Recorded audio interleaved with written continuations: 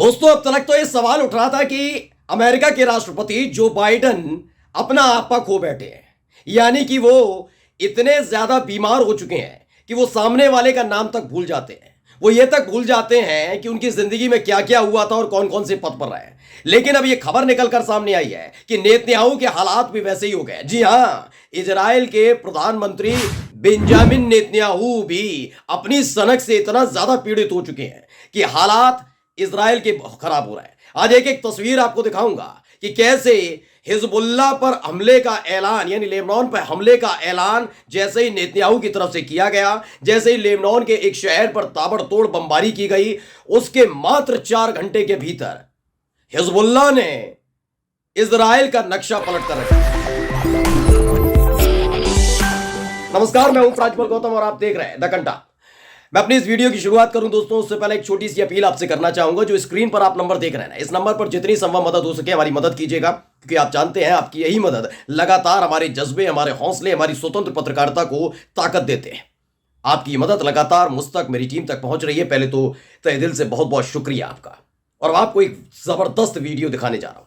यह वीडियो आप देखिएगा और देखकर पहचानिए कहां की वीडियो हो सकती है। पहले वीडियो देख लीजिए। दरअसल इसे वॉर मॉनिटर ने ट्वीट किया है। वॉर मॉनिटर ने ट्वीट किया और लिखा, Hezbollah bombing Kiryat Shmona short while ago. इसमें बताया गया कि किस तरह से हमला किया गया है।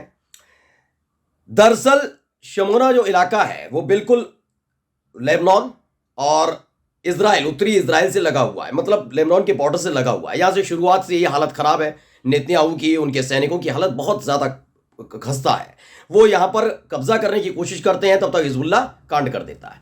लेकिन इन सब के बीच एक बहुत बड़ा हमला, बहुत बड़ा फैसला नेतन्याहू की तरफ से लिया गया। उन्होंने कहा, हमास को तो देखेंगे देखेंगे, फिलिस्तीनियों को तो देखेंगे देखेंगे, अब चलो आखिरी और निर्णायक लड़ाई है, तो एक काम करते हैं, इन हिजबुल्लाह वालों को, इन लेबनान वालों को भी सबक सिखाया जाए। क्या किया मालूम है? लेबनान पर हमला कर दिया था। एक के बाद एक कई ताबड़तोड़ मिसाइल दागी गई। लेकिन इतना भूल गए, ये तो मौत को दावत बुलाने जैसा है। क्योंकि अभी आपने जो वीडियो देखी, आपने देख लिया। एक और वीडियो में इससे जुड़ी पहले दिखा देता हूं। इसे भी वॉर मॉनिटर ने ट्वीट किया है। पहले वीडियो देखिए।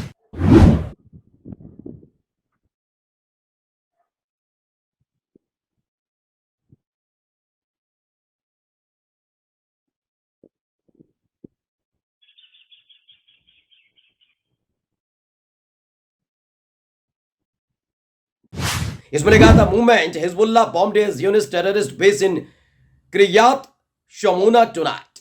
यानी कि किर्यात शमूना जो इलाका है इजराइल का, उत्तरी इजराइल का, वहां कैसे दहल गया है। देखिए, ये सीसीटीवी फुटेज निकल कर आ रही हैं, अलग अलग तस्वीरें निकल कर सामने आई। मैंने कहा ना, सबूतों के साथ दिखाऊंगा। ऐसे हवाई बात नहीं होगी कि इजराइल ने हमला किया, हिजबुल्लाह डर गया, ऐसा कुछ नहीं है। हिजबुल्लाह ने क्या क्या हालात पैदा कर दिए, तस्वीरें देखिए, धुआं ही धुआं नजर आता।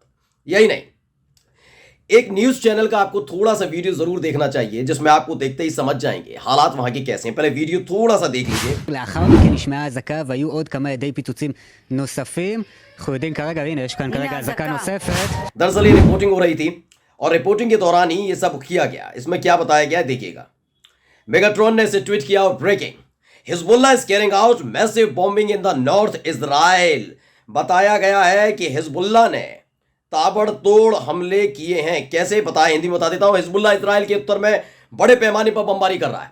यानी कि जो गलती इजराइल के सैनिकों ने लेबनान पर बमबारी करके, मिसाइल दागकर गलती कर दी, उसका खामियाजा उन्हें भुगतना पड़ा है। मात्र 4 घंटे के भीतर सबसे तेज रफ्तार के साथ यह बदला लिया गया है। बताया गया, हिजबुल्लाह इजराइल के उत्तर में बड़े पैमाने पर बमबारी कर रहा है। उत्तरी इलाके में हिजबुल्लाह इजराइल के उत्तर में बड़े पैमाने पर बमबारी कर रहा है। कल इजराइल ने लेबनान के दक्षिण में नागरिक क्षेत्रों पर बमबारी की और 2 बच्चों समेत 7 नागरिकों को मार डाला। ये मेगाट्रॉन की खबर है।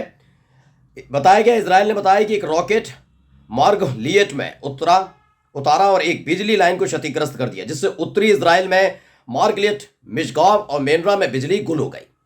जिस वक्त बिजली गुल हुई से प्रसारण के दौरान लाइव टीवी पर कैद कर लिया गया, जिसकी वीडियो मैंने अभी आपको दिखाई। न्यूज चैनल पर लाइव चल रहा था। उसी वक्त अचानक से हिजबुल्लाह ने अटैक किया और हालात ये पैदा कर दिए कि इजराइल में अंधेरा अंधेरा अंधेरा हो गया है।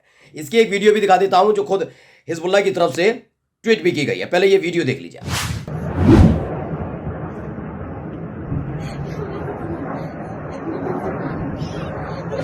तो ये वॉर मॉनिटर ने भी ये ट्वीट किया है और वीडियो, और उसमें बताया गया कि कैसे एक के बाद एक लेबनान और जो इजराइल का उत्तरी इजराइल का इलाका है, वहां पर जो बड़े बड़े टावर लगे हुए हैं उन पर कैसे हमला किया गया। आप देखिए, अचानक से एक मिसाइल आती है, उस पर लगती है और उसके बाद हर तरफ अंधेरा अंधेरा हो जाता है।